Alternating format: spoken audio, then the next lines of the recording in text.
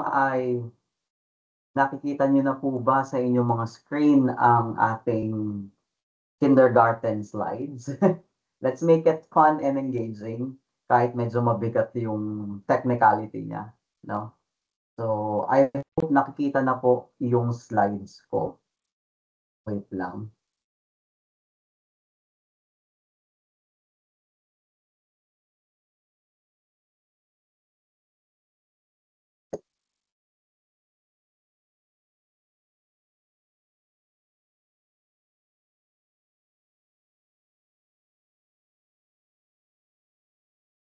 Okay.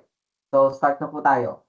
Ah, teka, I don't know how to start. So, yun nga po, no? Thank you for that wonderful introduction. Tsaka, sana na-enjoy niyo po yung pin-repair ng ating ang tawag dito, organizers today na ating mga preliminary activities. So, hello po everybody. So, sa lahat po ng BSMA and BSA, puro seniors po ba yun nandito? Puro fourth year po ba yun nandito?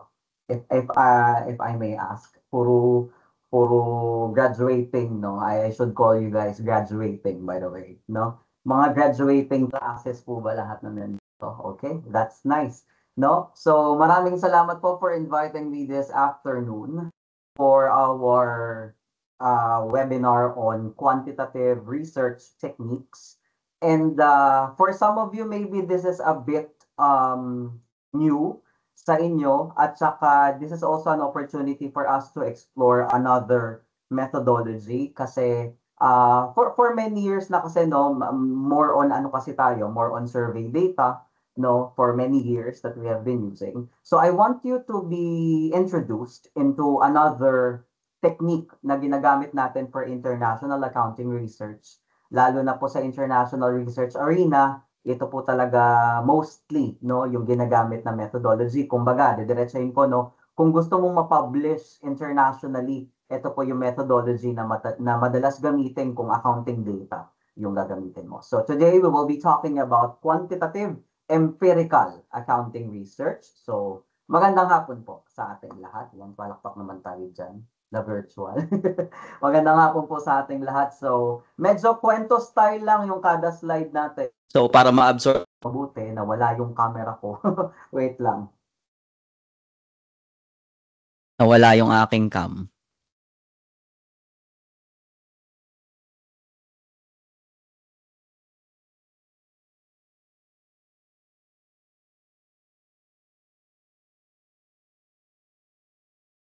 Ayan. Okay. My back, di pa rin nawawala pa rin. Yan. Okay. So, sige, start na tayo. So let's have quantitative empirical accounting research. So nabanggit naman po sa inyo sa ating introduction, kagagaling ko lang po ng Korea. I just graduated with my PhD last August. Kauuwi ko lang 1 month ago. Isang buwan pa lang po, no? Tabak agad sa trabaho. Kauuwi ko lang ng 1 month ago. I graduated with my PhD. Diretso naman in accounting, no? Business ad. I majored in accounting, basically. No? So, ang naging focus and training ko po when I was in Korea is an accounting research na quantitative. Kumbaga, no? So, kumbaga, ang mangyayari sa atin this afternoon is most of the things that I learned there is share ko po sa inyo, isa-summarize natin for 1 hour 30 minutes or 1 hour 20 minutes today. No? So, yun po yung gagawin natin. I was blessed to have the opportunity to work with Korean professors who are really working hard in accounting research. Kaya po ako na-train, and modesty aside, naka 7 papers na po ako in a span of 2 years. But that's not because I really love doing it, no? Pero ano po kasi, with the proper support and with the, should I say, proper training, no? With the right opportunity, magagawa naman po talaga lahat ito. So most of my research is focused on management practices, specifically ESG and sustainability. Although nag-explore din ako ng ibang areas ng management practices na nakaka-affect sa ating financials. Like for example, managerial overconfidence. We'll be talking about that later. Pay disparity, pero ayan, corporate governance and its impact basically on different financial metrics. So yun po yung naging different papers ko, and then it's available in Google Scholar kung kayo po ay inclined na magbasa ng ganito, na mga research articles na maaaring makatulong, no? Lalo na po sa inyo na baka ang inyong area of research ay nasa sustainability or management practices, so baka ito po ay makatulong sa inyo. Okay, so start na po tayo. Let's have an introduction. Ano po ba yung sinasabi nating empirical accounting research? Okay. By definition, empirical accounting research refers to the study of accounting issues using real-world business data and evidence. Ibig sabihin po, kapag sinabing empirical accounting research, diretso, ang ginagamit po natin ay real-life data. Mga FS items na nire-report ng companies, mga sustainability reports, mga annual reports, stock market o stock prices in the stock market, market valuations, lahat po yan is i-collect po natin yung data and we will be using statistical techniques in those data para maka-come up ng isang conclusion, no? Na gusto nating maintindihan yung mismong phenomenon na gusto nating maintindihan and ang kukunin po natin ay real life business data.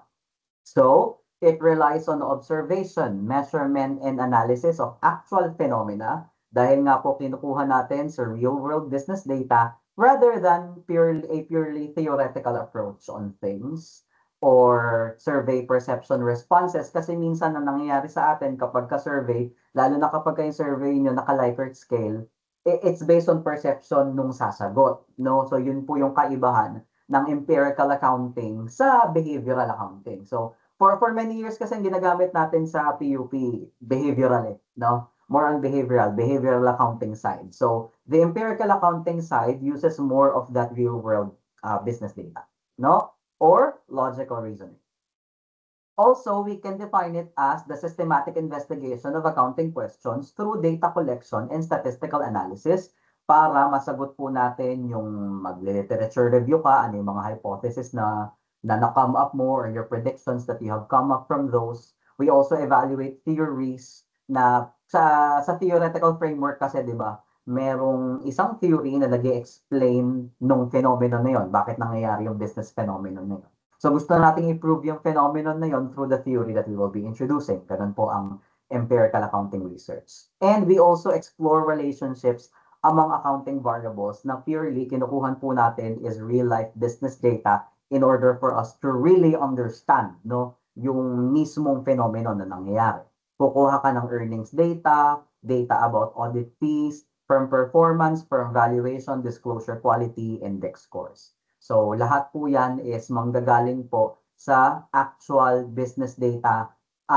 So, parang ang dating, you will be spending your time collecting data kung nasanay tayo na nagsasend out ng ating mga survey questionnaires and then isa-summarize natin during data collection. Dito ang kaibaan is your time will be spent in data collection in your collection of the actual FS and actual business data or stock market data. Okay? So yun po yung malaking kinaibahan ng empirical accounting sa nakasanayan po natin na behavioral accounting research. So ngayon pa lang po, no, as you listen to our discussion this afternoon, paki-check or assess yung inyong proposal right now na pinasa sa inyong mga research advisors na baka makatulong lang din na yung data pala na i-collect nyo, na balak or plano nyong i-collect sa inyong proposal na ginagawa ngayon, baka pwede nyo pala siyang itawid empirically. No? Na parang, I'm not saying na baguhin nyo from behavioral or from survey to empirical. But what I'm saying is, I'm introducing this approach to you kasi baka mas bagay yung title nyo na maging empirical kesa behavioral. No? So I encourage you to rethink, no, your approach, your methodology this afternoon dun po sa pinropose nyo po na research titles sa inyong mga research advisor kasi baka mas bagay siyang empirical kaysa sa behavior. Okay? So yun po. So as you listen this afternoon, pwede kayo mag-usap ng grupo niya after, baka mas fit siya na maging empirical. Shout out, ewan ko kung nandito sila, no? Shout out dun sa mga students ko ng MA44 na nandito. Ewan ko kung nandito sila ngayon. No? Kasi na-train na sila, medyo na-train na sila dito. Medyo nauna na sila dito dahil nag-usap na kami nung una-una. So lahat ng 5 grupo kasi hawak ko ngayon is naka-empirical. No? So yun nga po, dun po sa mga nakikinig sa atin this afternoon, baka maganda mai-rethink nyo kung yung title nyo is mas bagay siyang empirical kesa behavioral. Okay? Sige po. Ano po ba ang characteristics ng isang empirical accounting data? Number one, it is purely data-based. No? Nakabase sa actual data. It uses actual data from financial statements. So talagang kung ang study mo ay tungkol sa asset utilization, kukuha ka ng items from real company data ng mga property, plant, and equipment or investment properties. Kung ang kailangan mo ay mga stock prices or firm valuations, then you will get data from stock markets. Or baka gusto mong pag-aralan is tungkol sa board gender diversity or yung mismong gender ng CEO, paano siya nakaka-apekto or may epekto ba siya sa financial performance. You will go through annual reports as well para ma-determine mo kung at that certain point in time, yung CEO ng company na pinag-aaralan mo, babae o lalaki. Ganun siya. No, pwede rin po siyang maging, ang tawag dito, pwede rin siyang maging data mamaya papag-uusapan natin. Yung uso ngayon, ESG, Sustainability Disclosures, kinukumpita natin ng ESG scores. Kung 80 items lahat ng dapat na ma-disclose, ang disclose niya lang ay 60, so ang index score niya, 60/80, yan. So pagdadaanan natin mamaya yung mga ganyang uri ng data. And we can also go through other managerial practices that are quantifiable or identifiable by a binary representation. 1-0, ganun, no? So pag-uusapan natin mamaya. Pangalawa, it is actually hypothesis and theory-driven, no? Researchers start with a theory, like for example, kapag ang isang company ay gustong maglagak ng resources and effort sa sustainability or sa ESG, and ano ang magiging impact niya sa financial performance and firm value, yan, usually ang nag-explain na theory dyan, agency theory or stakeholder theory. So, parang ang starting point mo, ano yung theory na nag-explain ng phenomenon and we want to assess, no, na pag lumabas yung results ng data, ano yung mga conclusions na pwede natin makuha from it. Kung totoo ba yung sinasabi ng theory or isasalamat natin. Third, it's a purely quantitative analysis, no? Dahil gagamitan natin ang actual data, yung mga amounts na makukuha natin, dadaan po siya sa tinatawag natin regression analysis. So, pag-uusapan po natin yan later, regression.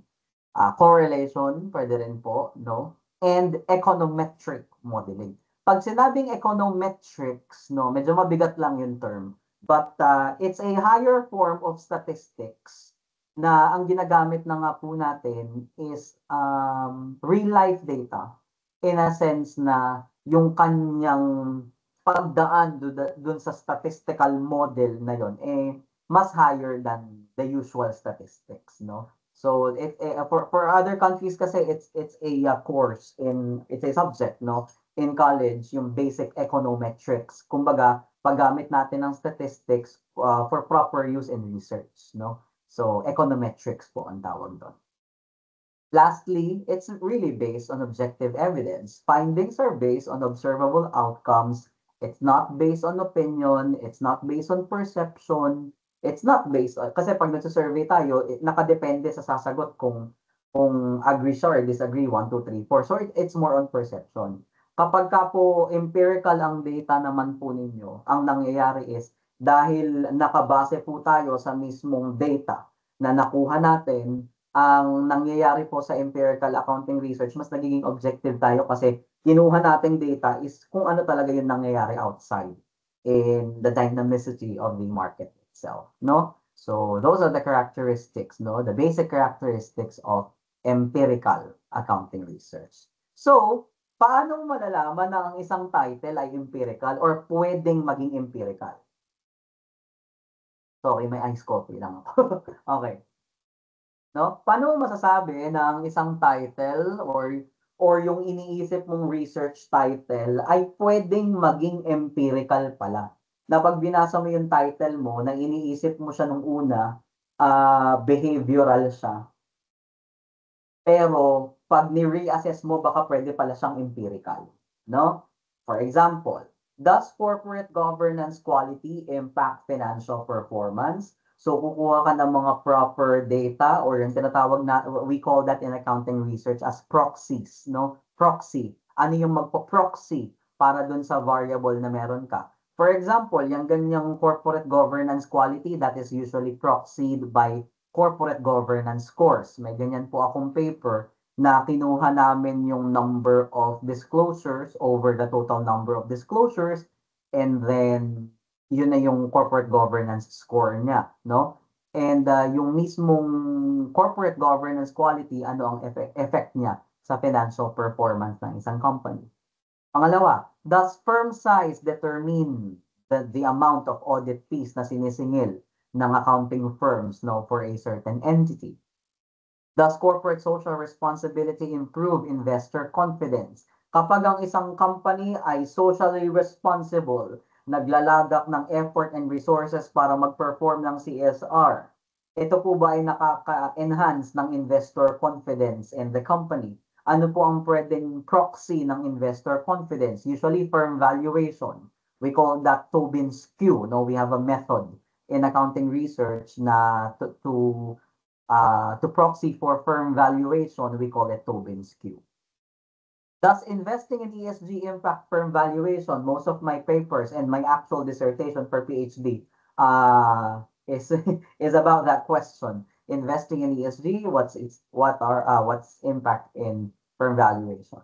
Does R&D spending affect market valuation? So kapag ka naman po tayo ay nag-innovate, nag-spend tayo ng resources for research and development, ano ang impact niya sa valuation ng company? How does the interaction between ESG and research and development spending affect firm valuation? So pwede rin po magkasama, nire-research nyo magkasama, ang tawag dyan is an interaction, no? The interaction between ESG efforts and spending for R&D, pag pinagsabayan ng company, is it good for company firm valuation or naggagastosan lang ang company because of the two efforts na kailangan ng resources, no? So isa po yan sa pwede nyong ma-investigate. Does financial leverage influence how firm size affects earnings persistence? So let's say, for example, nung unang iniisip mo lang, what is the impact of firm size to earnings persistence?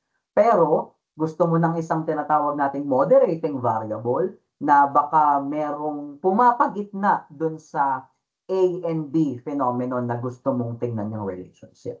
So, sabi ko nga po kanina, as we go through this afternoon sa ating discussion, pag-isipan po no, ng inyong grupo na baka mas bagay yung title po ninyo, imbes na behavioral yung approach niya, baka mas maganda siyang empirical.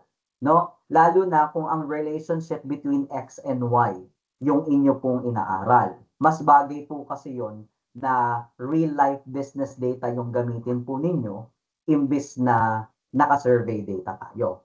Ang gusto ko lang sabihin sa inyo ay, may mga title po talaga tayo na mas bagay sa survey questionnaire. At may mga title po tayo na pinopropose na mas bagay maging empirical. No? So, ano po yan eh, ang gusto ko lang sabihin ay, I'm opening you to a new door this afternoon na makadagdag po ng bagong perspective sa inyo na mapag-isipan po ng grupo nyo, yung title ba natin ay bagay o na behavioral accounting research approach o yung title natin ay mas bagay palang empirical, no? So sana yun yung ma-realize natin this afternoon. Sabi ko nga po, may mga title po tayo na mas bagay sa survey at may mga title tayo na mas bagay na empirical ang atake natin sa methodology. Okay? So again, this is not a webinar to encourage all of you to do empirical. Hindi po ganon. Ang bawat title po ay may babagayang approach. Tandaan po ninyo yan. Pipiliin po natin yung approach, kumbaga, na bagay sa inyong title or sa proposal na binubuo nyo po ngayon. Or kung meron man po tayo dito na BSA na papunta na sa ano, papunta na sa kanilang ano na yata sila nasa data analysis na ang mga BSA, no? So baka mapag-isipan nyo pa, no, kung depende sa data po ninyo. And mind you, ito nga pala, no, bago tayo mag-continue, may mga survey data po tayo na pwedeng idaan sa empirical na methodology. So baka makita po natin, ma-realize po natin yan. Ang gusto ko lang pong ma-realize nyo ay pag tinignan nyo uli yung data na meron kayo, kung meron na kayong data, or doon naman po sa nagpo-propose pa lang yung mismong pag-andar ng proposal po ninyo, pwede ba siyang gawing empirical na atake o pwede ba siyang gawing behavioral na atake? Ano ang methodology na mababagay? So I am opening you to a new approach this afternoon. So sana magbigay sa inyo ng another insight kung ano po ang mas magandang gamitin sa inyong mga proposals right now. Okay? Let's start our discussion of this phenomenon by going back to your strat cost. Di ba love na love nyo po yung mga midterm natin sa strat cost, no? No? I know that you love me every midterm period in strategic cost management if we go back 2 years ago during your sophomore days, di ba? Balik po tayo dun sa pinag-aaralan natin sa strat cost na y is equal to a plus b times x. Consider a manufacturing firm who wants to predict the amount of their overhead, no? Na mixed cost, di ba? Maintenance, for example, maintenance and utility overhead cost. Then, ano nangyayari? Anong ginagawa natin doon? We collect previous data, di ba? Anong ginagawa natin? Kino-collect natin lahat ng previous data as to your total cost of maintenance or your total cost of utility, di ba? Ganun ginagawa natin dati. Okay? And then ano yung katabi niya na kinukuha nating data na previous data? Mga machine hours, di ba? So pinagtatabi natin yung X na activity level, which is your machine hours, and your Y, which is your total cost. Anong ginagawa natin? Hindi ba naitatanong po sa midterm examination yung paggamit po ng least square regression? Okay? So, we will be talking about actually the very same approach. Iba lang ng use ngayon, pang research na. Okay? We use regression analysis to determine A, which is your fixed cost, B, your variable cost per unit, to predict Y, your total overhead cost, on any level of activity which is represented by X. Okay? So, punta po tayo ngayon dun sa mismong starting point natin. Alam na po natin yung ginagamit nating Y is equals to A plus BX from the cost relationships na inaaral natin dati. That Y represents your predicted cost given a level of A and a level of X or your activity based on the variable cost per unit, which is B. So, very same concept po yung tinatawag nating regression. Ngayon po na na-introduce ko na kayo dyan sa Y is equals to A plus BX, kapag ka po ang data nyo, okay, so pasok na tayo sa research approach, no? Pag research approach at ang data po ninyo ay gusto nyong magkaroon ng understanding kung ano ang impact ng X sa Y, ang gagamitin po ninyo diretso na methodology statistically in your papers ay tinatawag po nating regression analysis. Okay? Magre-regression kayo kapag ka yung title ninyo or topic ninyo is the effect of X to Y. Yun po ang pinakabagay gamitin. Regression analysis. Sige, let's define regression formally. Okay? Regression analysis is a statistical technique used to examine and measure the relationship between your Y, which is your dependent variable. It is the outcome or what you want to predict. Okay? That is your Y, your dependent variable. And pwede pong isa or maraming independent variables which may influence your dependent variable. Okay? Well, these terminologies, the dependent and independent variables, are something you know since practical research in senior high school. We are just using them again on a higher level technique, which is regression. No? So, ganun na ganun pa rin naman po yung paggamit po natin ng dependent variable at saka ng independent variable. The thing is, dadaan na po siya sa medyo mas mabigat, no, na statistical treatment ng data. So let's say for example, for observation I, ano po yung observation na yon? Kung company data po yung kukunin nyo, eh di mga firms yun, no?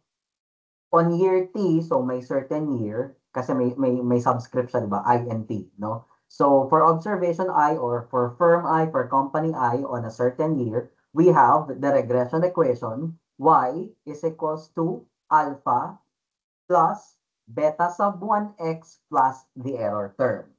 This is your basic regression model. Kung babalikan po natin kung paano siya ginagamit dati sa cost prediction, same lang yan. Same lang yan ng konsepto. Okay? Same lang po yan ng konsepto. Medyo naiba lang yung itsura. Bakit nagkaroon dito ng tinatawag nating error term? Mabilisan lang tayo. Ang sabi po natin, your independent variable, which is x, can affect your dependent variable, which is y. So all of your predictions on any phenomenon is, kung ano ang lalabas na predictions, yun ang nasa y. So gusto nating magkaroon ng isang generalization on a phenomenon. How does x affect y? Okay? So let's say for example, gusto mong malaman kung ano ang epekto ng CSR initiatives sa, let's say, financial performance or firm value. So, ang ilalagay mo sa equation mo, ilalagay mo dito yung CSR initiatives, kung ano mang proxy meron ka doon, and then, ilalagay mo naman dito yung financial performance data mo sa Y. Okay? And then, nagkakaroon kasi tayo ng alpha. Ano yung alpha? Sa function natin sa kanya sa cost management, siya yung fixed cost, di ba? Sa regression, may lumalabas na number dito na constant lang, wala siyang masyadong ibig sabihin, pero kailangan siya sa mismong regression analysis. Ang tawag sa kanya, intercept. Okay? Ang tawag sa kanya, constant amount or intercept. Hindi mo masyadong kailangan, pero kailangan nandun siya. Kailangan yung amount na yun. Kapag dumaan ka ng regression analysis, kailangan nandun siya. Okay? And then we have here your epsilon, which is an error term. Ibig sabihin, gusto niya lang ipakita sa atin na kahit gusto nating imbestigahan yung impact ng X sa predicted Y, meron po tayong mga phenomenon na hindi talaga maiintindihan at hindi natin mame-measure na maaari ring makakaapekto sa Y. Okay? Yun po yung ibig sabihin ng error term.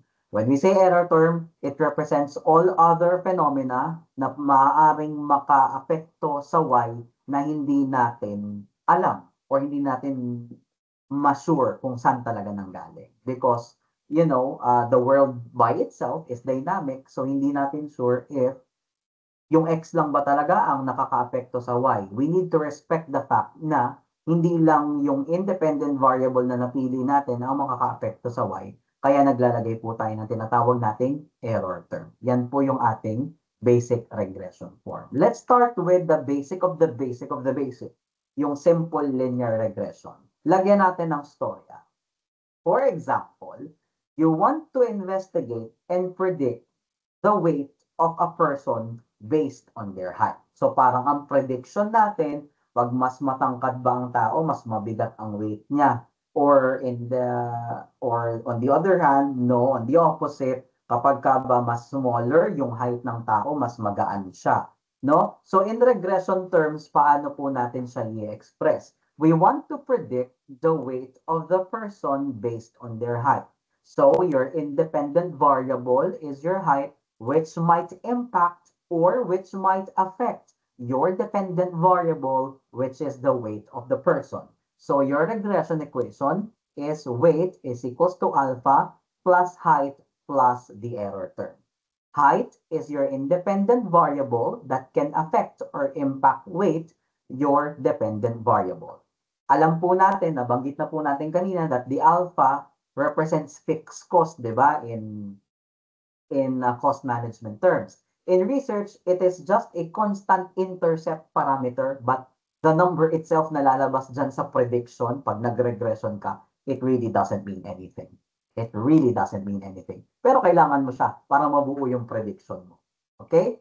And epsilon, nabanggit po natin kanina, it is the error term na we respect the fact of the realities of the world na hindi lang naman height ang nakakaapekto sa weight ng tao. Okay? So, ganun po. No? So, at this time, I want you to reassess, think about your title again.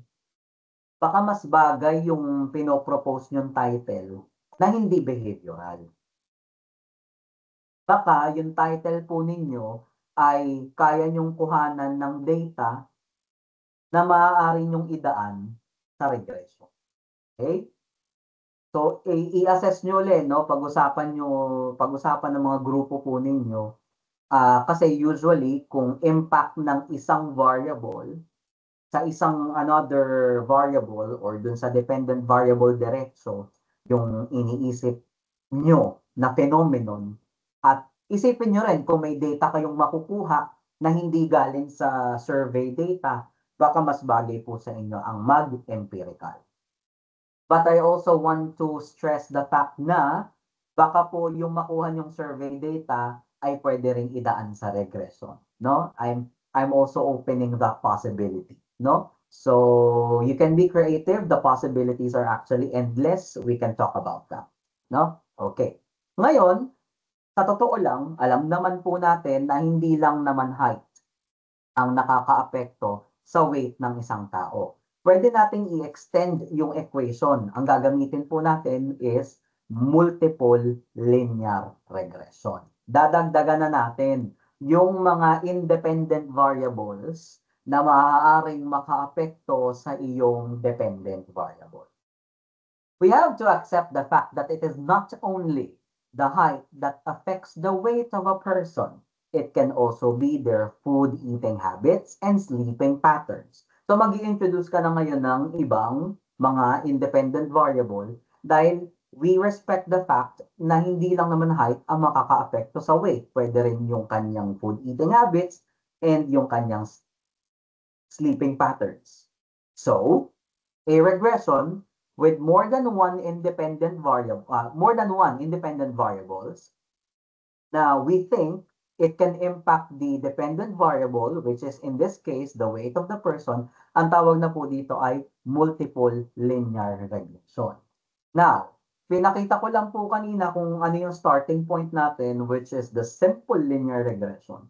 Pero, ang simple linear regression po kasi ay pang senior high na analysis, no? Ang ginagamit po natin, starting this in the undergraduate level hanggang PhD, no? Basta accounting research na empirical data, multiple linear regression po. No? So, paki-assess po ang inyong mga titles.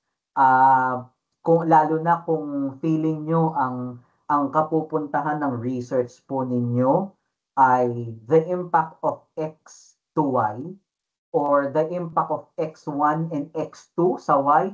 Naku po. Tapos isipin nyo, kung makukuhanan nyo ng data, yung mga X na yon, yung X1, X2 na yon na iniisip nyo, at saka yung inyong dependent variable, pag-isipan po ninyo kasi kung may data sources po kayo at marami po kayong makukuhang data about it, baka po mas bagay sa pinopropose nyo pong title or for our BSA here na may data na, check nyo po yung data po ninyo at baka po ang data nyo ay mas bagay on an empirical approach. Okay? Sige po, diretso tayo. So now, let's apply it on a more business data na paggamit sa regression in accounting research. No? Consider the following regression model that investigates the impact of ESG index scores. So when a company performs sustainability, when a company invests and they use resources for sustainability, ano ang epekto niya sa financial performance ng isang company? Let us use return on assets as a proxy for financial performance. Okay? And then our proxy for ESG is yung nabanggit naman po natin na ang proxy ginagamit po natin usually in accounting research is ESG index score. Okay? So, yun po yung proxy natin. Pero kung titignan po ninyo yung regression equation, bakit may nakalagay na size? Bakit may nakalagay na age? Bakit may nakalagay na leverage and ownership concentration? So, ano yan? And then, kita natin may error term. So, tingnan natin kung ano yung components niya. In the regression model above, ESG scores is the independent variable. No? Siya yung titignan natin kung ano ang impact niya sa financial performance, which is proxied by return on assets. ROA proxies for financial performance. Pero ito na ngayon ang catch, no? We also need to respect the other phenomenon that can impact financial performance. Kasi ganito, kapag nag-simple regression lang tayo ng impact ng ESG sa financial performance, okay lang yun. May lalabas at may lalabas tayong results statistically. Pero pag nagre-regression ka kasi, kailangan mong mailabas din no, sa iyong regression equation in the phenomenon that you are studying.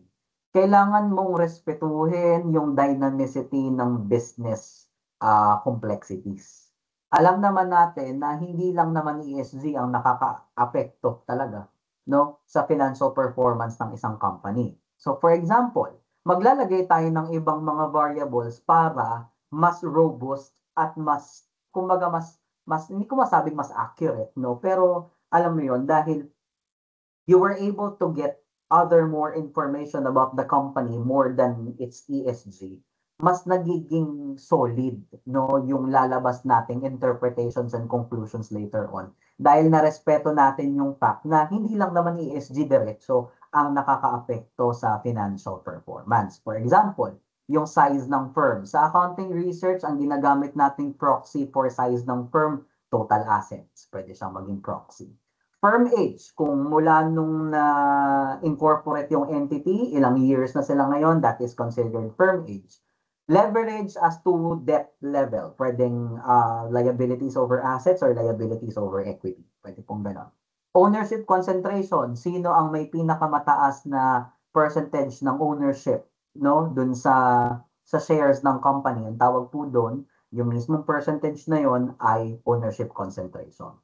No? So bukod po sa ESG, kailangan nating respetuhin yung fact na meron pa po tayong ibang mga variables na maaaring apekto sa ating dependent variable. Ang tawag po doon sa mga dinadagdag natin sa regression equation na hindi naman nating diretsyong independent variable pero feeling natin makakaapekto sa dependent variable natin, ang tawag po natin doon ay control variables. Okay? So parang ganito yan. We are regressing ESG on its impact on financial performance, controlling for firm size, age, leverage, and ownership concentration. Ganun po siya basahin. Ulitin ko ha. We are regressing for ESG on its impact in the financial performance of a company, controlling for firm size, firm age, leverage, and ownership concentration. Okay? So, ganun po yun. Kumbaga, ang main independent variable nyo, yun pa din, ESG. No?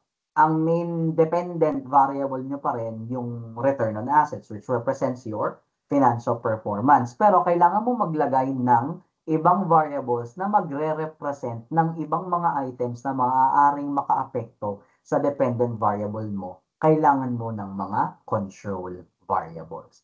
Yung nakikita niyo po sa harap, ang usual na equation na ginagamit sa accounting research. Pero siyempre depende sa topic. Wala po akong nabasa pa at nakita na accounting research na nakapublish internationally na nakasimple linear regression lang.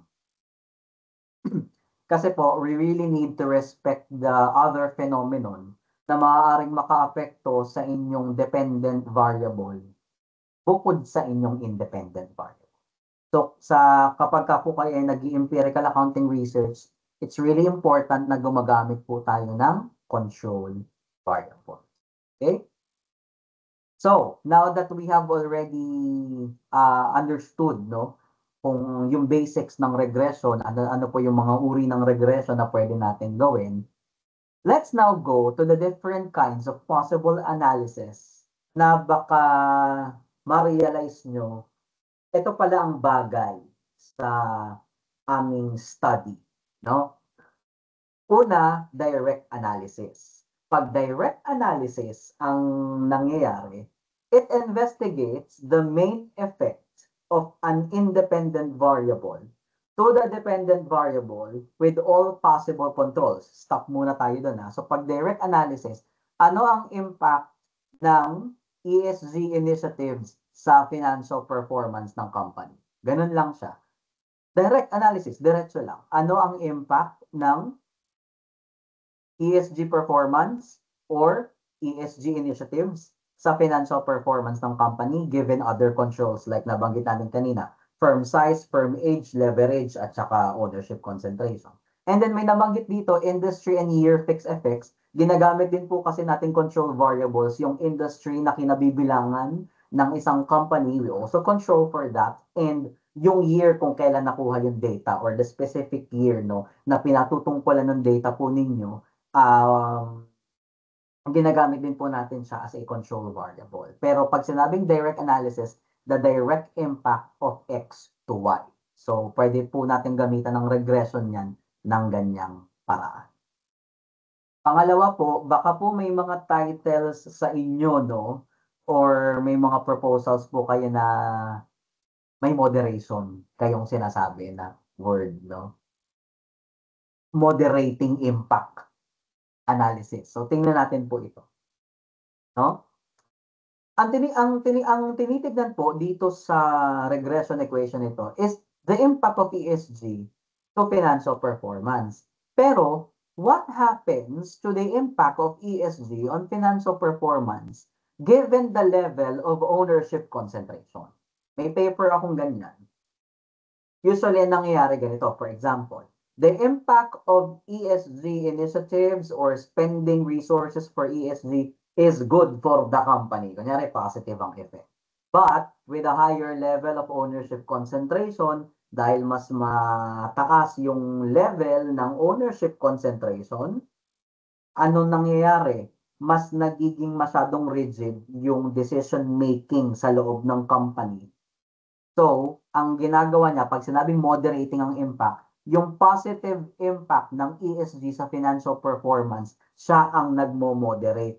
So, kung positive ang effect ng ESG sa financial performance, nung chinek po natin yung results dito statistically, dun sa merong ownership concentration variable, siya naman, pagka chinek mo siya, pinapababa niya. So, parang pag lumabas yung results, the impact of ESG to ROA is positive, but in the presence of concentrated ownership, nagiging negative, bumababa. No? It moderates the impact of your independent variable to your dependent variable. Malamang po sa inyo, mga grupo nyo na nakikinig ngayon, meron kayong title na may moderating impact. Pinakabagay po yon sa regression. No? More, ito personal ano ko lang, no? Opinion, mas bagay po yun i-regression kesa idaan sa survey. Opo. No? So check nyo rin po kung may data sources kayo kasi hindi nyo naman magagawa yung ano eh. Hindi nyo magagawa yung mismong statistical treatment ng data later on kung wala kayong datang makukuha. No? So dun nyo rin po babalanse. A moderating impact analysis and regression examines whether a third variable, which is called the moderator, changes the strength or direction of the relationship between an independent variable and the dependent variable. Yan yung kapag dinodrawingan nyo ng kanyang framework na no, yung impact ng X sa Y, merong pumapagitna, yan yun. No? Moderating impact analysis. Personally, my opinion, kung may data rin po kayong available, mas bagay po na dumaan yan sa regression. And you treat it empirically, hindi behaviorally. Okay?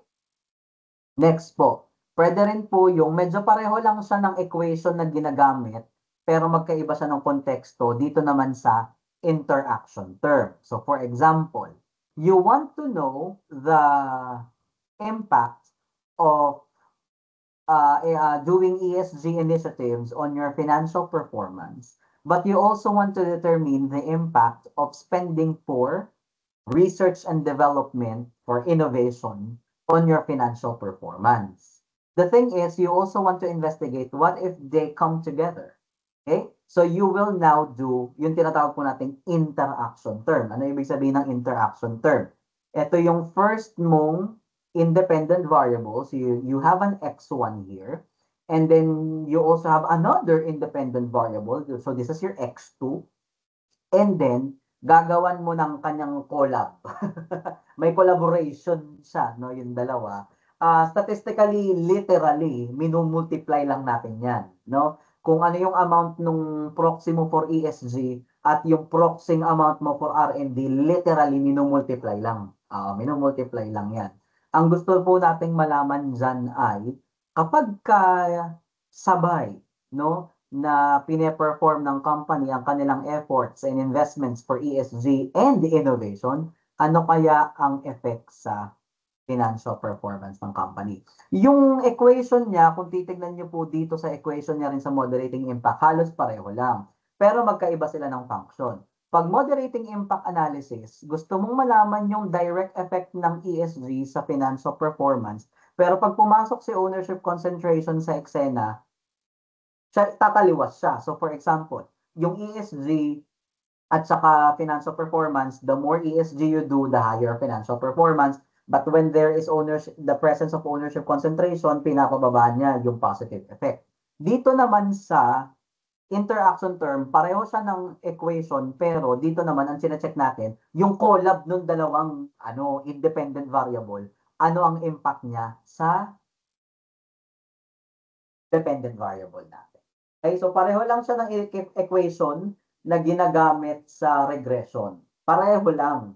Pero yung kanyang kontekstong pinag-aaralan magkaiba. Yung isa, moderating. Etong isa, yung collab ng dalawang independent variable. Okay? An interaction term analysis and regression tests whether the combined effect of two variables on the dependent variable is different from their individual effects. Pero nabanggit po sa huling part na, is it any different from their individual effects? Kasi may paper akong ganyan. When they perform ESG, tas firm valuation to, negative. Ibig sabihin, negative pa rin ang perception ng market sa ESG. Feeling nila gastos lang. Parang ganon.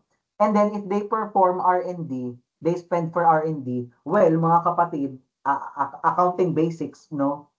When you spend for anything, makakabawas naman talaga ng, di ba?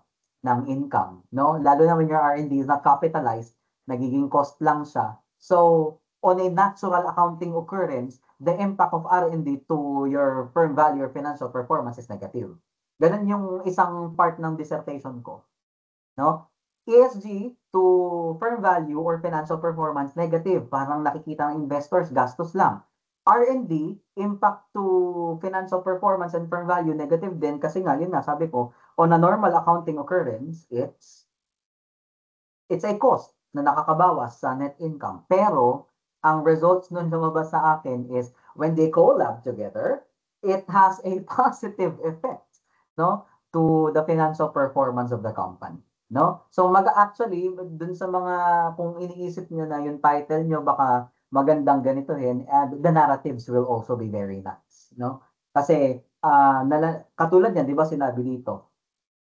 Ang sinasabi ay their combined effects is different from their individual effects. So yung atake nung study ko is parang chinek muna namin yung effect, main effect ang tawag doon ng ESG to financial performance. And then next, standalone lang din yung R&D, research and development sa financial performance. Parehong negative. Nung nag-collab, positive ang lumabas sa results, no? So baka po yung title nyo, ganyan ha.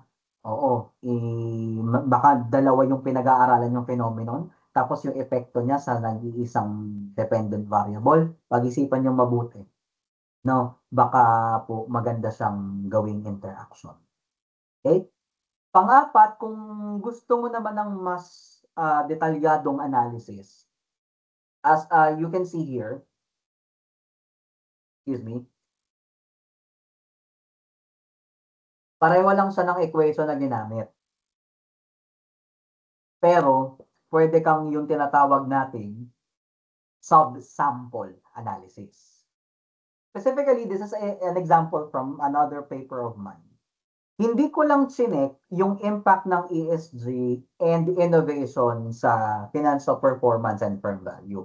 Ginawa ko, dahil tungkol na sa technology yung pinag-aaralan nung mismong paper, yung data na meron ako, dahil medyo marami siya, thousands yung observation ko parang, specifically it was 8,739 entries. No? PhD naman kasi yun. So, wag kayong maghabol ng ganong karaming data. Pang dissertation naman kasi yun. So, relax lang kayo. Relax lang kayo. Huwag kayong maghanap ng ganong karaming data, hindi kayo graduate agad. No? Pang PhD naman kasi yung binabanggit ko na example. Pero, the number of observations that I had was very numerous, which allowed me to do dalawang kinds ng company. Yung isa, HT, high-tech companies. Tapos yung isa, low-tech companies. So parang ang ginawa ko is nagkaroon ako ng subsample analysis. I used the same methodology. What is the direct impact of ESG to ROA? What is the direct impact of innovation to ROA?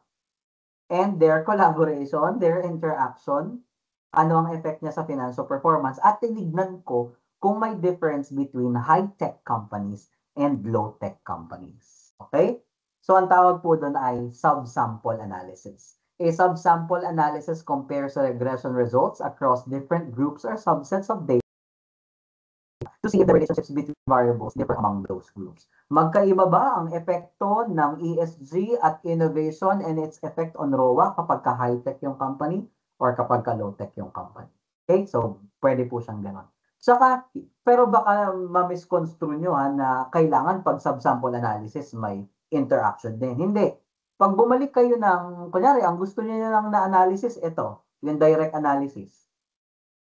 Pero kunyari, ang nakuha niyong data ay companies in the rural areas and companies in urban areas. So yun, pwede nyo hatiin sa dalawa. The direct impact of X to Y with group 1 and with group 2. Pwede po yun. O di po kaya, ang inaaral nyo, moderating factor. O, magkaiba ba ang atake ng moderating factor sa group 1 na meron ako versus sa group 2 na meron ako? Pwede po. Okay? And then, ito nga yung isa, no, interaction term. So, yung nabanggit kong 1, 2, and 3, pwede nyo po siyang i-apply sa subsample analysis na kung bukod po dun sa main effect ng X to Y, baka may gusto rin kayong investigahan na ipagko-compare two groups of companies. Pwede rin po. Okay? Depende po sa inyong data na makukuha or sa atake po ng study po ninyo. So sana po, medyo na-realize nyo today at napag-iisipan po ninyo kung ano po yung babagay talaga na methodology sa proposal na meron po kayo or for our BSAs here na may mga data na baka bagay pong i-regress ang inyong mga data, mas maganda po. No? Lalo na if you have numerous observations na gusto nyong i-assess, mas maganda po i-regression po natin yan para mas solid po ang lalabas ng results no, mas significant. Pero depende pa rin sa significance level later on pag nag-statistical treatment na po kayo. Okay, let's move on to data collection. Yan. Paano nangyayari ngayon yung data collection? Kasi banggit ako ng banggit, no? Nung mga regression methodologies natin, ang tanong, saan natin kukunin yung data? In empirical accounting research, data are often collected from publicly available corporate documents and reports that reflect a company's financial performance. So yung ating mga FS, governance practices. In the Philippines, we have the Integrated Annual Corporate Governance Course and the SEC Sustainability Report for our other disclosures, no? Yung mga annual reports din ng companies, no? So, yun nga, sabi ko nga lang sa inyo, pag empirical accounting data, kailangan real world business data. So you have to be creative kung saan mo kukunin yung data. These sources provide reliable, verifiable information for quantitative analysis. Ang isang advantage lang po talaga ng empirical accounting research is, kasi nga po, pag behavioral accounting na nagsa-survey, minsan pag survey responses, galing siya sa perception nung sumagot nung survey. Unlike kapag ka nag-empirical accounting data po kayo, pag empirical accounting data, talagang solid na real life business scenario yung nakuha ng data. No? So yun lang yung isang advantage talaga ng nag-empirical kesa sa nagbe-behavioral. Okay? But again, sabi ko nga po, may mga research title po tayo na bagay talaga sa behavioral at hindi mo pwedeng i-regress. At the same time, may mga data po tayo na mas magandang i-regression kesa idaan sa behavioral treatment. Okay? Una, financial statements and annual reports. Siyempre po, dahil accounting research ito, ang mga magagalaw nyo talaga FS data. No, lalo na kapag ka-company-based no, yung mga data po ninyo. Okay? The primary sources of accounting and financial data would be your FS themselves. No? Revenues. Minsan may mga accounting data tayo na kailangan profit margin. Kapag ka-firm size, usually ginagamit natin total assets. Leverage, liabilities over assets or liabilities over equity. Doon pa lang accounting data na lahat yun. Diba? Pangalawa, it is used to measure variables like profitability, leverage, earnings quality, and firm valuation. Basta FS items, no? Kayang computein yung mga yan. Saan kinukuha? It is often obtained from company websites, stock exchange filings, and regulatory bodies like the Securities and Exchange Commission and the Philippine Stock Exchange.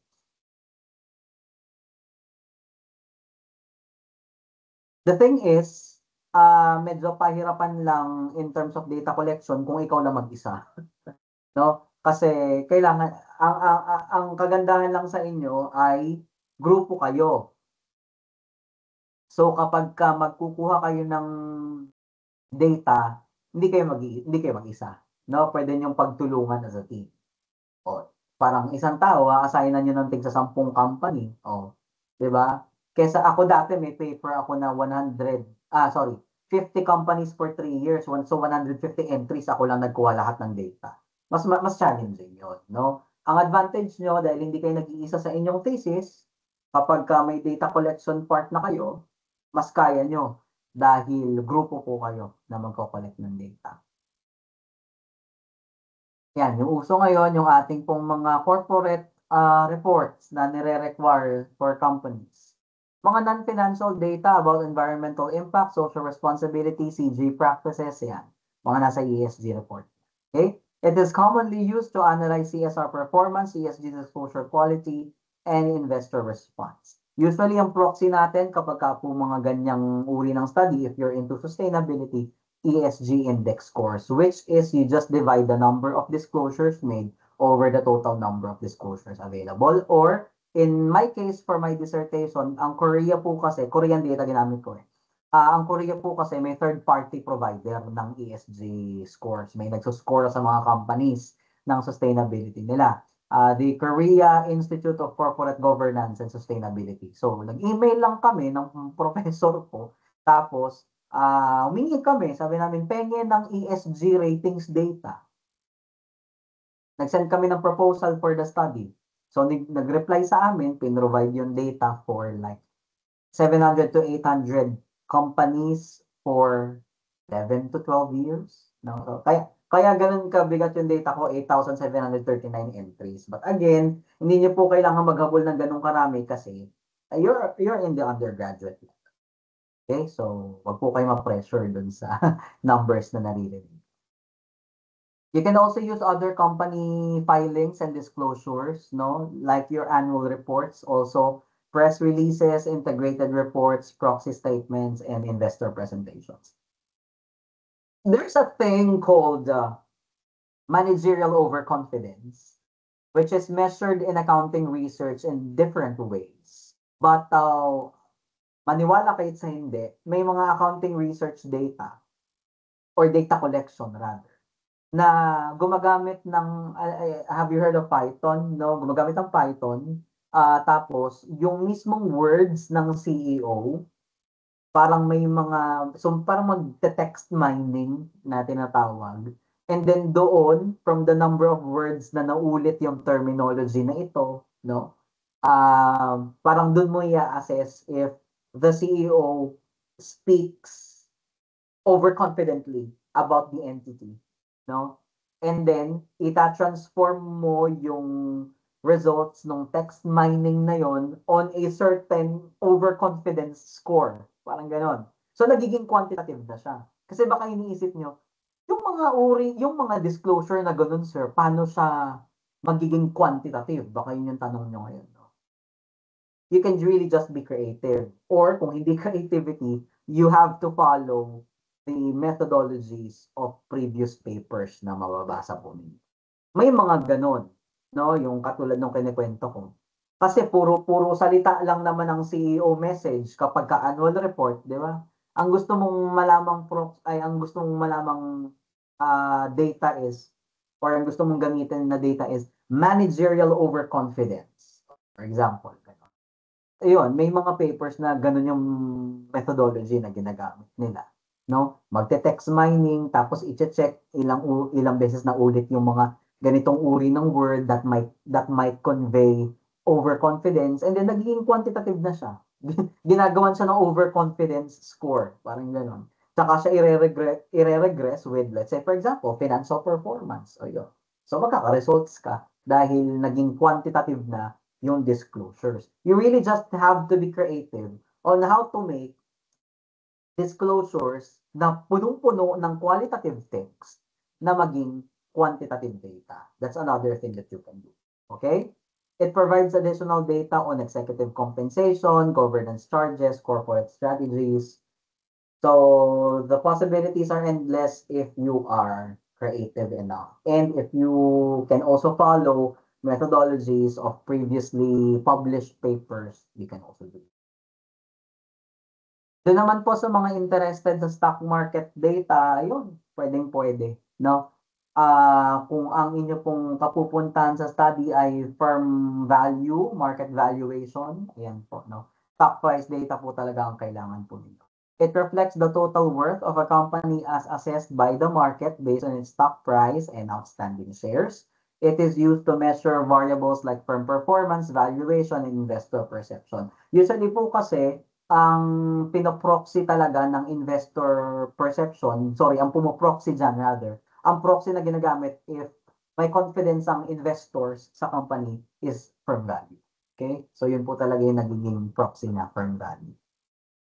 So, meron po tayong mga international databases, Bloomberg, Compustat, pero yung Compustat yata hindi ko alam kung available sa inyong kunin yan. No, meron pang isa, Osiris, pero may bayad yun. And then, pwede kayong mag-Yahoo Finance, Google Finance kapag ka po stock market data yung gusto nyo pong kunin. Yung sinasabi ko pong creativity na magpapa-quantitative ng data po ninyo para madaan nyo siya sa regression, no? Pwede, the possibilities are endless. Here are some examples na yun nga po, no, baka iniisip nyo, sir, paano namin gagawin quantitative yung data na feeling namin qualitative? Lalo na kapag galing siya sa company reports, galing siya sa company disclosures, saan namin kukunin yung data? For example, you want to check the impact of the gender of the CEO on firm valuation or financial performance. How can you regress CEO gender? Pwede kang gumamit ng 1-0 approach. 1 for female, 0 for male. Kung gusto mong pag-usapan is on the female side. Or, pwede mong baliktarin, 1 ang male, 0 ang female if you want to talk about the male side. No? Up to your study. No?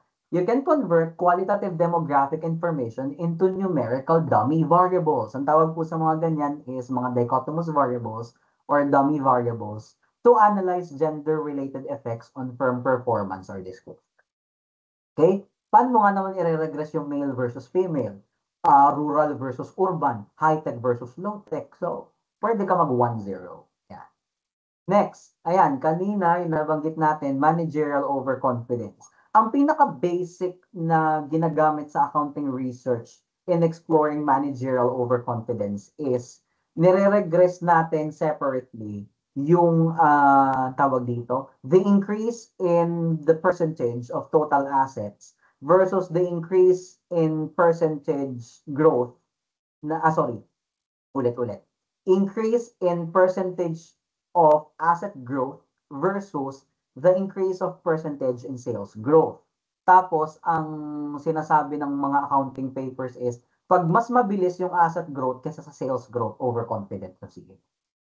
Ganon. Ganon ang ginagamit na metric sa ibang papers, no? Pwede yon, pwedeng accounting data-based yung pagkuha nyo ng measurement ng overconfidence if the growth on assets is faster than the growth in sales, then they are investing more than what they earn, parang ganon, no? So yun yung sinasabing measurement ng overconfidence sa ibang accounting papers.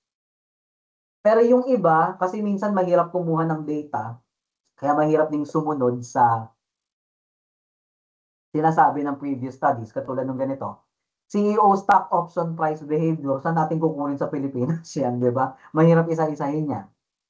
Earnings forecast bias, ito yung sinasabi ko sa inyo kanina, the tone of language in annual reports. Magte-text mining ka, and if there are overly optimistic wording in the CEO message, then lalagyan mo ng overconfidence score. No? So, it's about creativity on how to make things quantitative, no?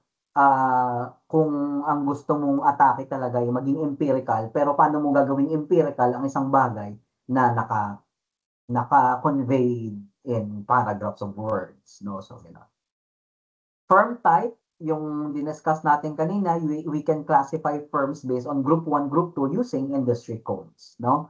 Let's say, for example, high-tech companies versus low-tech companies, no? To study how innovation affects accounting outcomes. So, pwedeng 1 pag high-tech, 0 pag low-tech. Okay? Next, board independence, no? Doon po sa mga currently, baka po ang title ng study po ninyo ay corporate governance related. So, if you want to compute the percentage of board independence, that is just the ratio of independent directors in the board over the total number of board members to compute for corporate governance quality. Okay? So, independent directors over total directors, that is the percentage of board independence.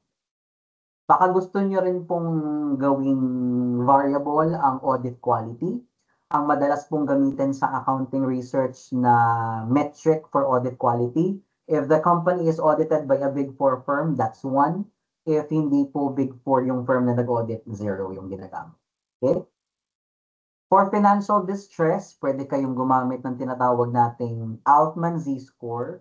So, nasa mga previous papers po na babasahin po ninyo, no, kung paano po computein yung Altman Z-score for financial distress. O hindi po kaya, I also had a paper na gumamit po nito na kapag ka po ang isang firm ay net loss, pag net loss siya, may variable akong 1. Tapos kapag ka net income siya, 0 naman yung variable.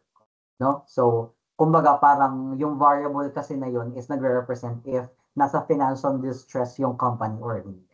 Parang. So, you just have to be creative sa inyong data collection process in making qualitative stuff become quantitative para inyong maidaan sa regression. No, ganun po ang empirical accounting data collection. So now, let's talk about the statistical treatment of empirical data. So kapag ka po yung mga data na nabanggit ko kanina ay inyo na pong na-capture, no? At gusto niyo na siyang ayusin at ihanda para sa account sa inyong thesis mismo, no? At gagawaan niyo na po siya ng tables of results. Ito po yung mga statistical treatment na pwede nating daanan. Well, this is a bit technical, so ito po ay i-describe ko sa inyo ng mas magaan lang. Pero ang gusto ko lang din po sabihin is, ito na po kasi yung part na kailangan nyo ng help ng statistician, no? Sa inyong mga paper. No? Or kung kaya nyong pag-aralan yung stat part na gagamitin for your study, mas maganda. Aralin po ninyo. No? Para kayo na po yung gagawa ng statistical treatment, kayo na rin yung mag-i-interpret. Pwede rin naman po. Sa ating pong uusap tungkol sa regression at empirical accounting research, hindi po mawawala na mapag-usapan yung tinatawag po nating panel data. May example tayo niyan mamaya kung anong itsura ng panel data. It is also called longitudinal data. It is a type of data set that contains observations on multiple entities. Maraming firms or maraming individuals or maraming countries, depende sa study po ninyo, over several time periods. Maraming firms or companies and let's say 5 to 7, 8, 9, 10, 11 years of data. Okay? So a panel data is cross-sectional data which represents many firms as well as it is also time series because it's many years.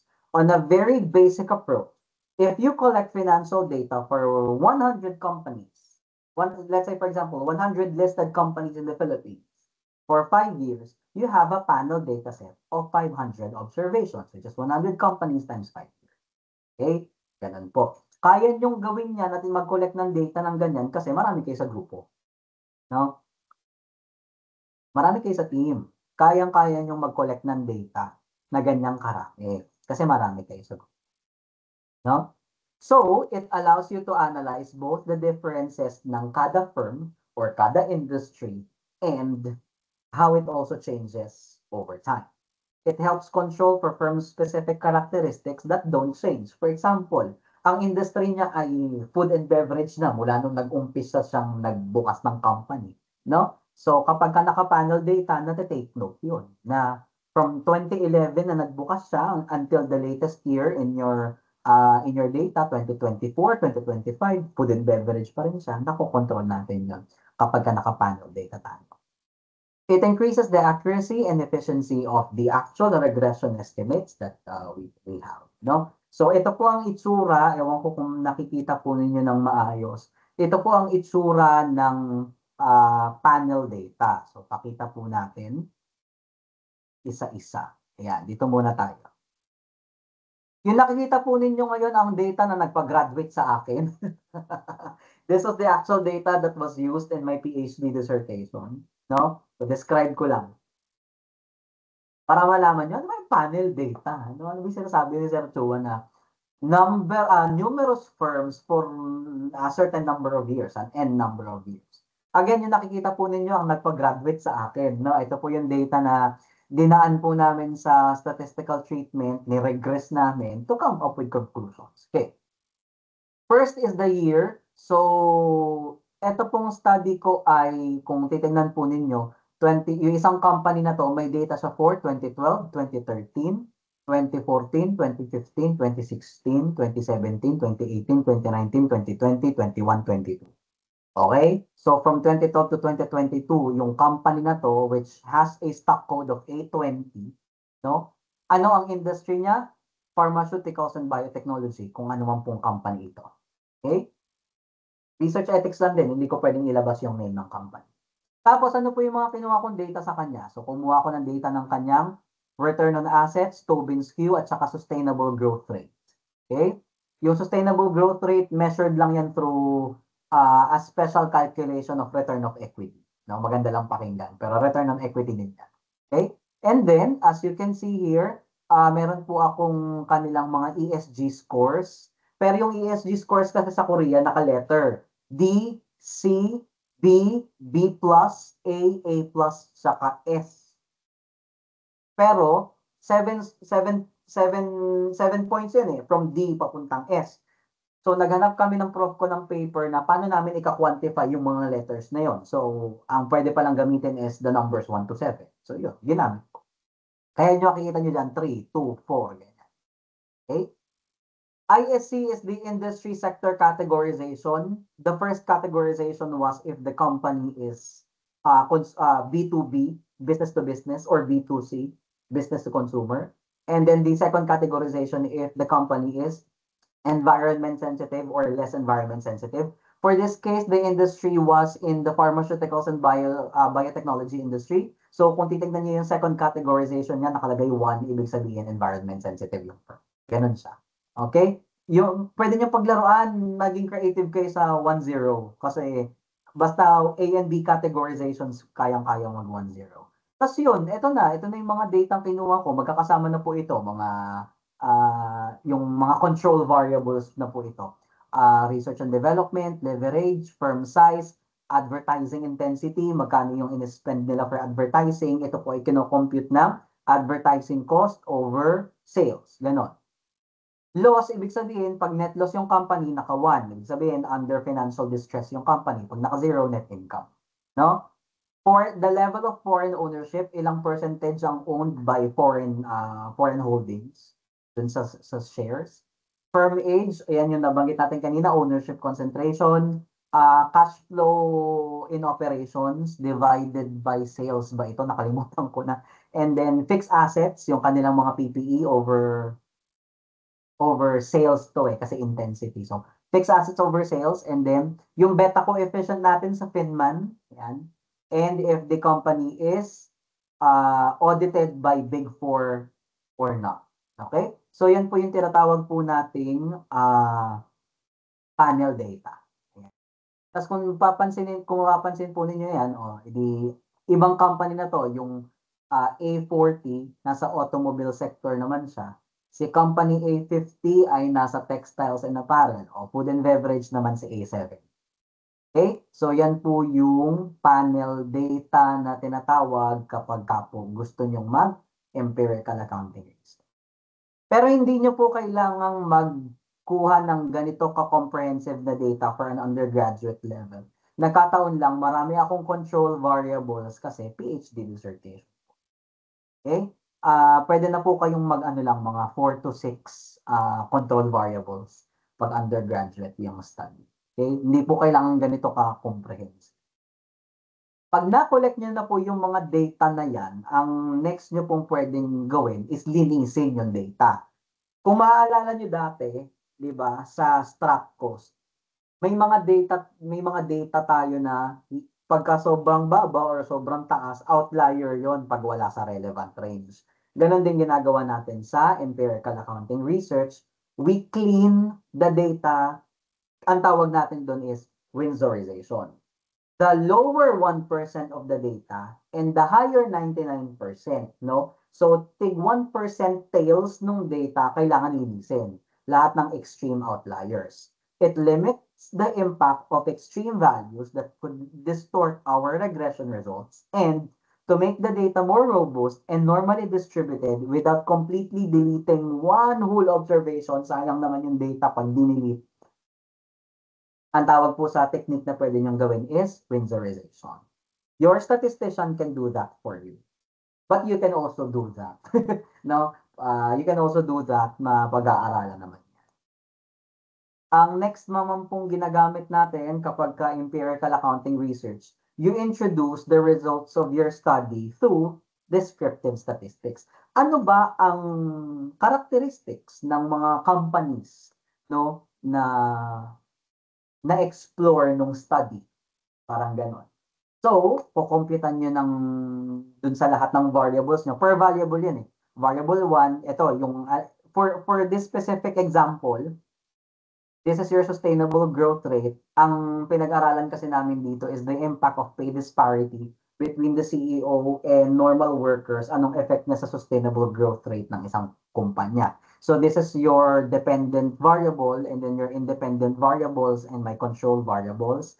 So lahat nung dataset namin, kinumpitan namin ng mean, standard deviation, minimum amount, first quartile, median, third quartile, saka maximum value. Kasi interpret mo na lang based sa lalabas na number. Okay? Descriptive statistics are summary measures that describe and present the main features of a dataset in a clear and simple way. So for example, ito, the mean sustainable growth rate is 0.0320. Paano mo i-interpret yan? Ibig sabihin, on the average, yung mga na-investigate na companies, yung sustainable growth rate nila is 0.3%. Parang gano'n. Okay? Basta ganun siya. No? Depende sa konteksto nung kung paano mo kinumpute kasi yung proxy para ma-interpret mo siya. But ang starting point mo lagi, pag na-collect mo na yung data, descriptive statistics. Next natin is meron tayong univariate analysis or t-test. So pag t-test, Group A versus Group B. Ginagamit natin to for Group A versus Group B. Lahat din ng variables mo, ililista mo. Tapos, for this specific, itong nasa left side natin, lahat ng low-tech companies. Itong nasa right side naman natin, mga high-tech companies. So, ang pinagbangga ko dito is the low-tech companies versus the high-tech companies. Ano ang difference nilang dalawa? Ngayon, dahil t-test po ito, magkakaroon ng t-value. Yung t-value, kapag ka nag-significant, ibig sabihin, makikita dyan may 3 stars, di ba? Na nakadepende dun sa p-value, pag nag-significant siya, siya lang yung i-interpret mo kasi siya lang yung significant. For example, 3 yung metrics ko ng financial performance dun sa paper na to. Return on assets, Tobin skew, tsaka sustainable growth rate. Alin lang ang nag-significant difference? Yung firm valuation. Ibig sabihin, pag in-interpret ko yan sa study ko, ang nagkakaroon lang ng significant difference between high-tech and low-tech companies is their firm valuation. And for this certain result, makikita natin na mas mataas ang firm valuation ng mga companies na high-tech.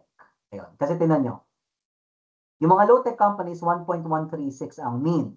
Yung mga high-tech company, 1.412 ang mean. Ibig sabihin, mas mataas ang firm valuation ng mga high-tech companies. Ganun siya. Ganun niyo po siya interpret. Pero again, ang i-interpret mo lang yung may significant difference. Kuha pa tayo isa. For example, ESG total. Actually, lahat ng ESG, tas environmental, social governance scores, lahat siya ay may significant difference. O, check natin yung total ESG. Pag low-tech company, 2.7. Pag high-tech company, 2.9. Ano ibig sabihin? Mas nagpe-perform ng ESG ang mga nasa high-tech companies.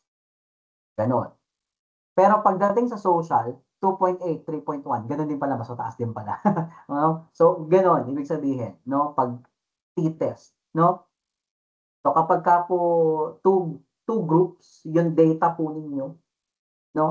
Baka bagay pong dumaan ng univariate analysis. No? Kahit hindi diretsong regression, pwede to. Okay? Kapag hindi nyo i-regress yung data nyo at nakikita nyo na yung data nyo ay parang we're comparing two sets of data sets here. Baka pwede to.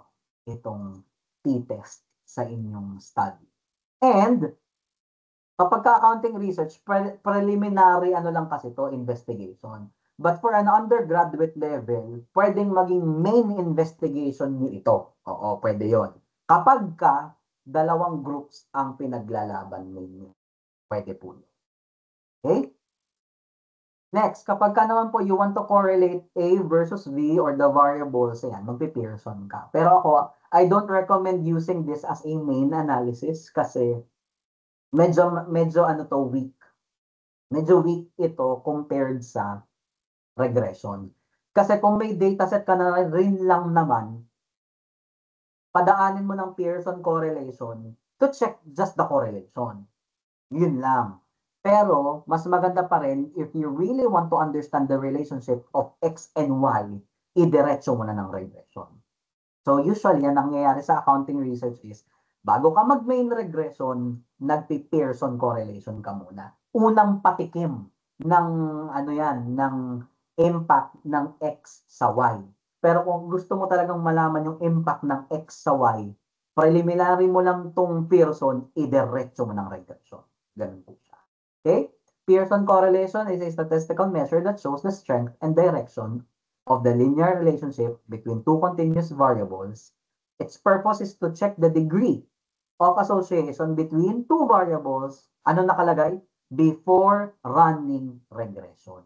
Okay? Kasi kung ganyan lang din naman na ang data mo, talagang may panel dataset ka na, i-regress mo na diretso. Gawin mo lang preliminary itong Pearson correlation. Okay? And syempre yung ating main regression. Paano magbasa ng ganito? For example, etong example natin dito, the dependent variable was the Altman Z-score of financial stability. Pag mas mababa yung score, papunta na siya sa bankruptcy. Pag mas mataas yung score, medyo okay pa yung company. Tingnan natin yung nangyari.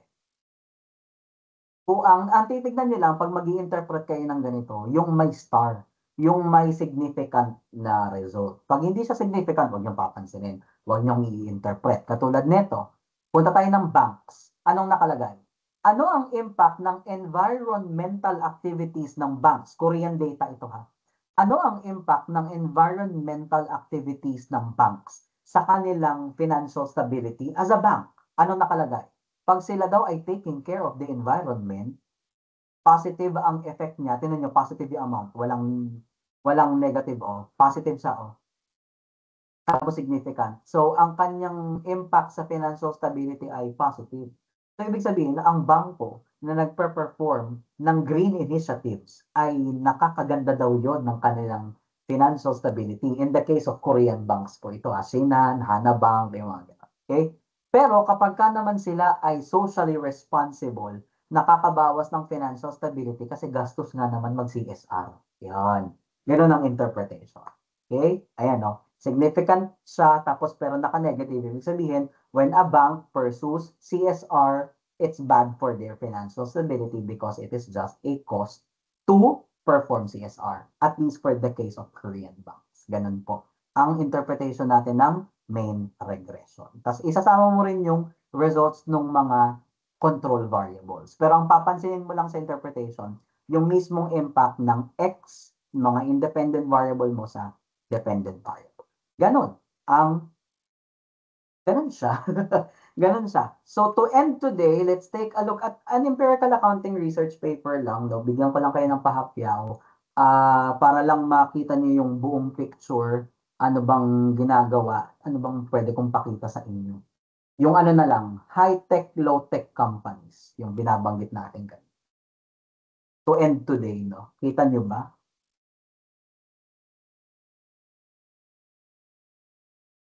Dito tayo. Yan.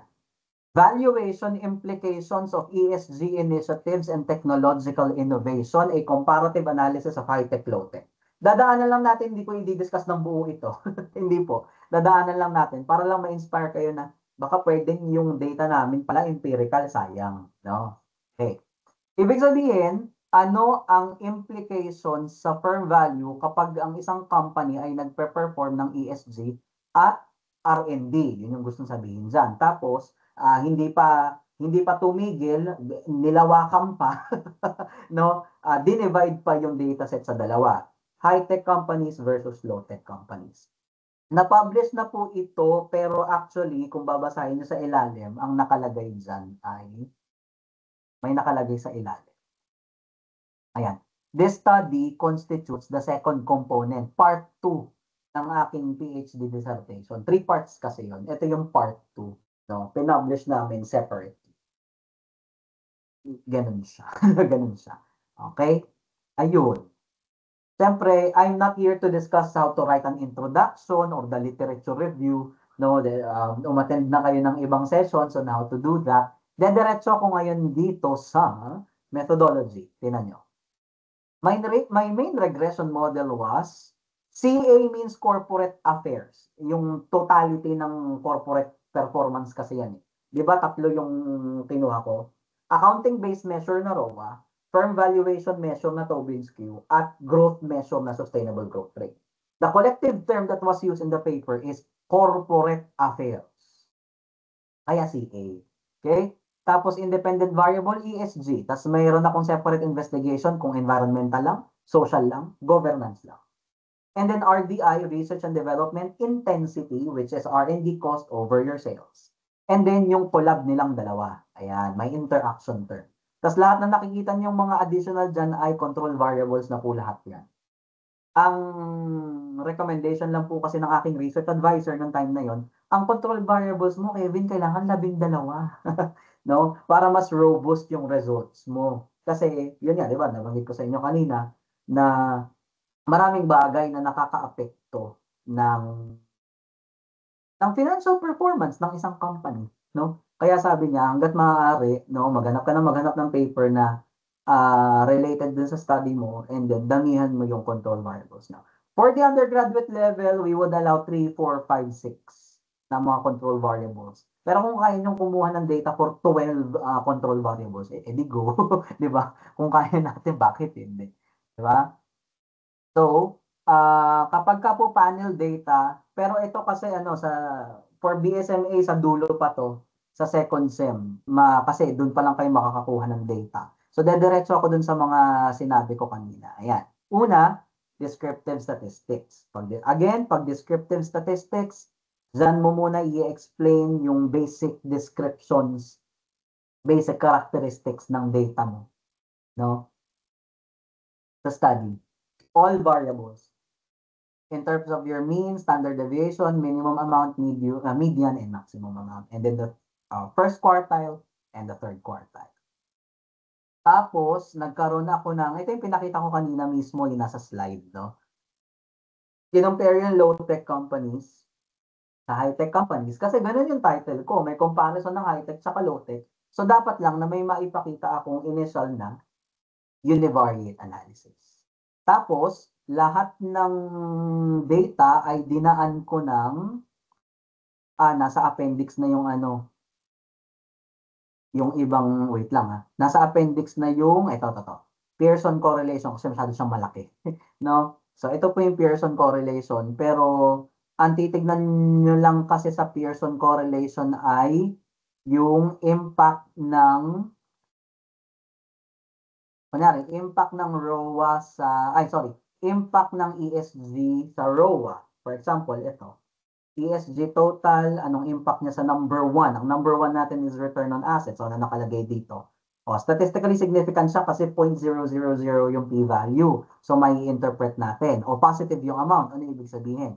The impact of ESG to ROA or financial performance is positive.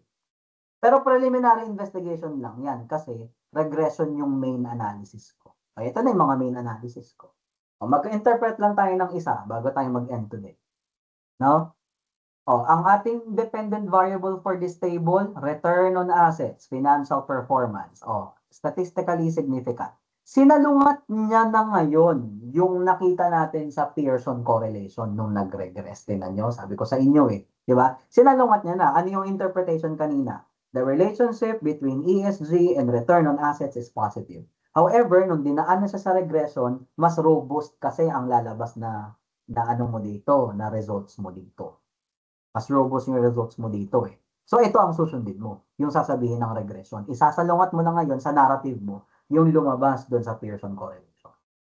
No? So, kunyari, what is the impact of doing overall ESG activities on the company's financial performance? It is statistically significant and it's negative. Ano yung ibig sabihin? Negative pa rin. No? Parang ang pag nagsuspend ka for ESG, anong impact na sa financial performance? Negative pa rin. Bakit? Gastos yun. Diba? And separately, ano nangyari? For environmental, negative. For social, negative. Hindi natin pwedeng i-interpret or mag-come up ng conclusion for governance kasi hindi siya statistically significant. Ganun lang. Pag may statistician kayo na marunong neto, pwede niyang kayong bigyan ng table. Ang mahalaga, marunong kayo mag-interpret. Pero mas maganda kung marunong kayo mag-regress. Siyempre. No? Pero kung hindi kaya, in the interest of time, let your statistician do the regression until the table and then you guys do the interpretation. Madali naman mag-interpret ng ganito pag nasanay na kayo. Check natin kapag ka naman ang pinag-usapan ay research and development. What is the impact of research and development on the financial performance of a company? Tingnan natin. Sabi ko nga sa inyo kanina, on a natural accounting occurrence, gastos naman po talaga ang R&D pag hindi na-capitalize. Hindi po ba? So, syempre, magne-negative yan. At nakita po natin na mas strong yung negative effect pag high-tech yung company kaysa pag low-tech company, which makes sense. Tingnan niyo po yung, mas strong yung significance sa high-tech kaysa sa low-tech. Bakit kaya? Kasi, sino ba ang mas nag-suspend for research and development? Hindi ba mga high-tech company? So, mas magiging evident siya, yung result na yon sa high-tech company over sa low-tech company. O di ba, nagme-make sense yung mga natural accounting data na meron tayo. No? So, isa po yun sa nakaka-boost ng confidence nyo. Kapag ka nagme-make sense yung data nyo on the natural occurrences of the market, mas maganda po pag yan. And then kapag pinag-collab nyo na sila, ito tingnan nyo yung collab nilang dalawa. The collaboration of your ESG and research and development. What is the impact on financial performance? Surprisingly, it's positive. Kapag ka daw ang isang company ay pinerform niya pareho both ESG, sustainability, and innovation, positive pa lang effect sa financial performance ng firm. Both on the overall ESG and on the individual metrics, environmental, social governance, kita nyo lahat yan, positive yan. Okay? So, nagkataon po yung aking yung results nung dissertation ko nagme-make sense kaya ako nakagraduate. 'Di ba? Nagme-make sense siya no. Kaya nakagraduate ako dahil medyo madulas ko siyang na-defend dahil on a natural occurrence yung data ko nagme-make sense naman, no? So ganun lang. Yun lang naman ang gusto kong i-share this morning. Again, ang point ko po this morning is again, hindi ko po kayo lahat pinagre-regression, no? May mga titles po tayo na pag may mga titles po tayo na mas bagay po sa behavioral accounting at may mga research proposals po tayo na mas bagay po talaga empirically. So, ang gusto ko pong sabihin ay sa inyong mga grupo, i-reassess nyo po ulit yung mga proposals po ninyo, baka mas bagay po siyang empirical. Okay? Kung ang data nyo po magkataon na empirical, pwede po tayong mag-usap. I can be your statistician, pero hindi yun free. Okay? I can be your statistician, so the separate statistician who will be working alongside your research advisor. Okay? That's my point, no? I can be the separate statistician. Di ba may ganun, no? I can be the separate statistician alongside your research advisor who will be working for your team, no? Parang ganon. So you can contact me in this. You can also follow me on Instagram. Mo na ipasok ko yun, no? So you can also follow me on Instagram para mot-mots tayo. So yun. If your data is empirical, baka pwedeng pag-usapan natin ng grupo nyo. Or kung nag-iisip po ang grupo nyo na baka mas bagay sa data nyo ang empirical, pwede naman natin yung mapag-usapan. Okay? So yun lang po. Maraming salamat. Thank you for your attention this afternoon and good luck sa inyong mga research proposals. Sa mga BSA naman po na nandito, I know nasa data collection part na kayo. So pag-isipan nyo mabuti, baka ang bagay po sa mga datang na i-collect po ninyo ay empirical ang atake. But again, kung mas bagay po ang behavioral methodology sa inyong mga paper, syempre huwag niyong papalitan. Okay? God bless everybody and thank you for listening.